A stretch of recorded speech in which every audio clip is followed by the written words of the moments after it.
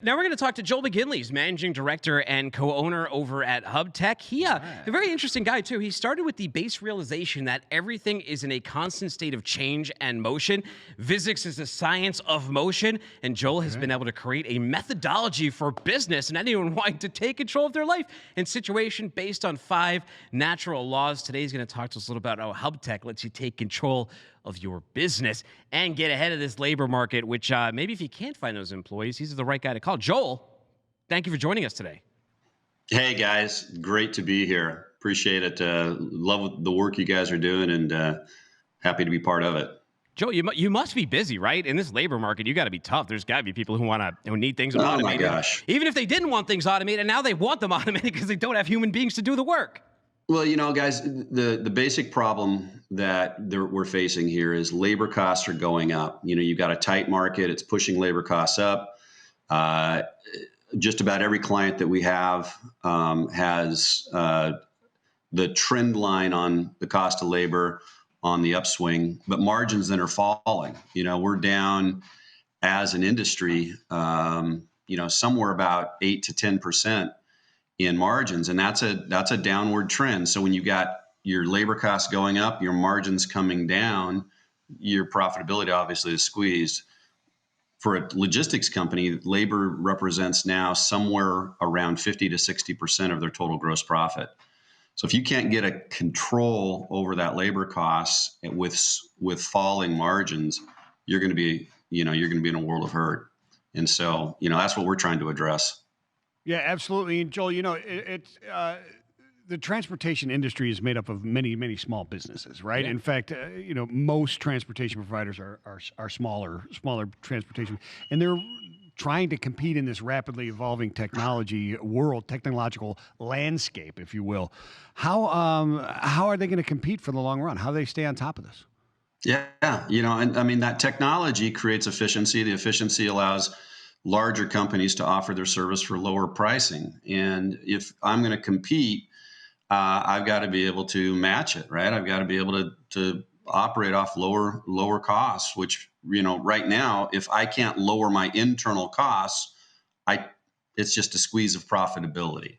So how are they going to compete? It's a combination of making their existing team more productive, and then allowing the technology to come in so that they don't need to continue to hire the labor that they traditionally have had to hire.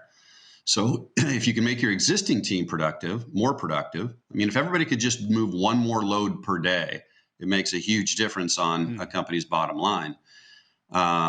But you're only going to do that if you can make your people more productive and you use technology to help empower that. So it's a combination of really taking existing teams, driving productivity, and applying the technology.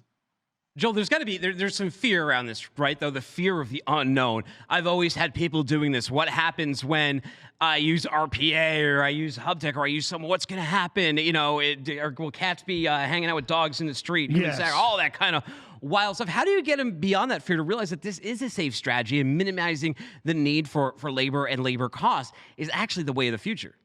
Yeah, well, I mean, you can just see the long-term trend, right? I mean, if you look at the amount of labor that we had to employ 20, 30, 40 years ago when I first started to handle the freight compared to what we have to do right now, there's nothing new here, right? There's a long-term trend towards automation, and it's been there and it's going to continue. There's nothing we can do to really stop it.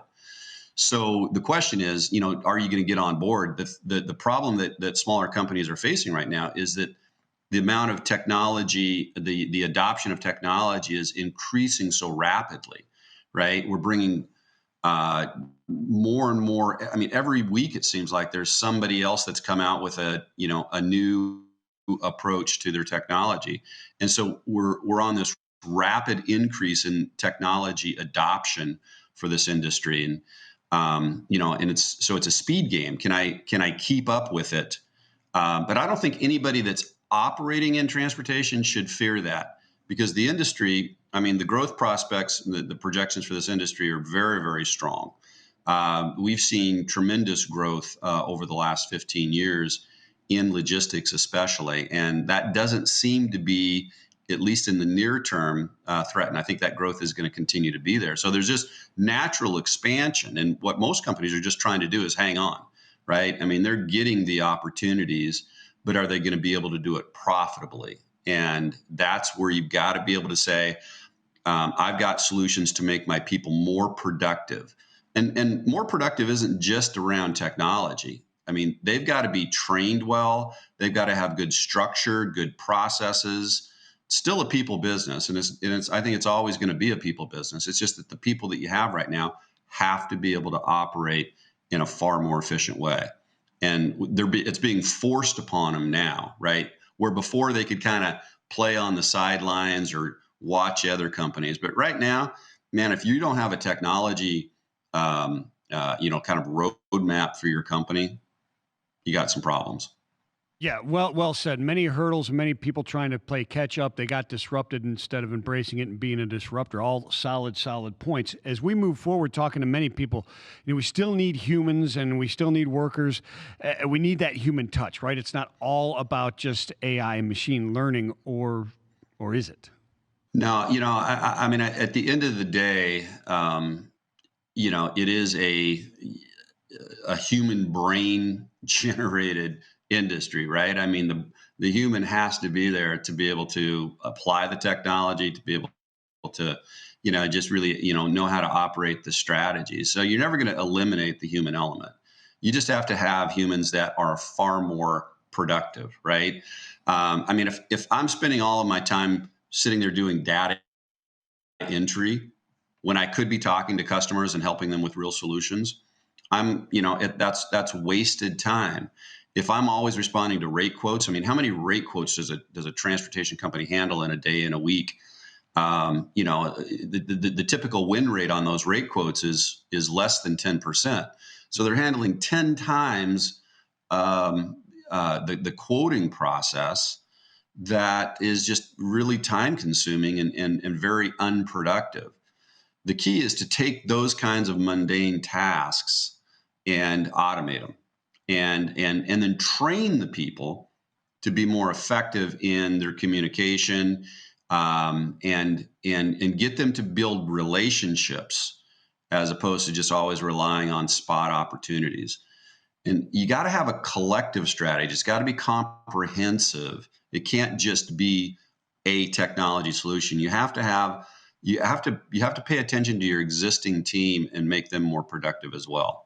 Joel, we've learned a lot. Thank you so much. How do people reach out and learn more, and if they like what they're hearing, get in touch with you? Yeah, I mean, come visit us. You can check us out at gohubtek.com. And Hubtek is kind of that whole workforce automation provider. We provide the coaching, and we provide the technology, and we provide the staffing. Of course. Joel, thank you so much. We appreciate having you here, and hopefully we'll see you in person November 8th to 10th